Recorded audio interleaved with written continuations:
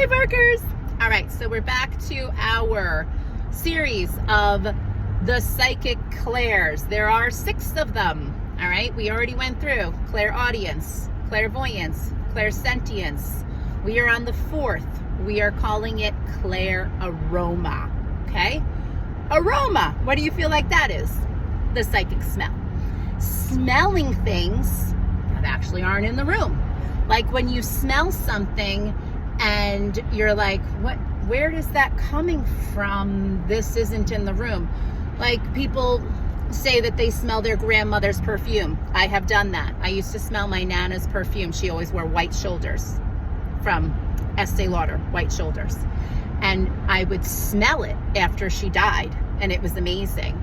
And this is not a very common clair. The first 3 are more common. The next 2 are not as common.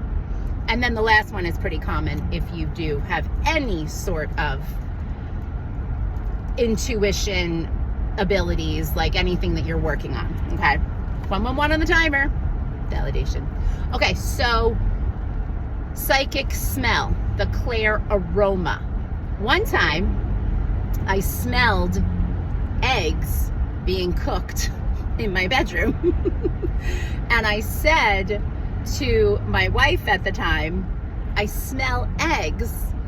And I was like, and your grandfather is here. And she said, he was a cook.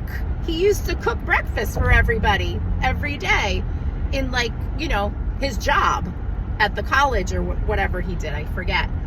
And I said, well, he's here cooking eggs in our bedroom, and nobody was cooking eggs in the house.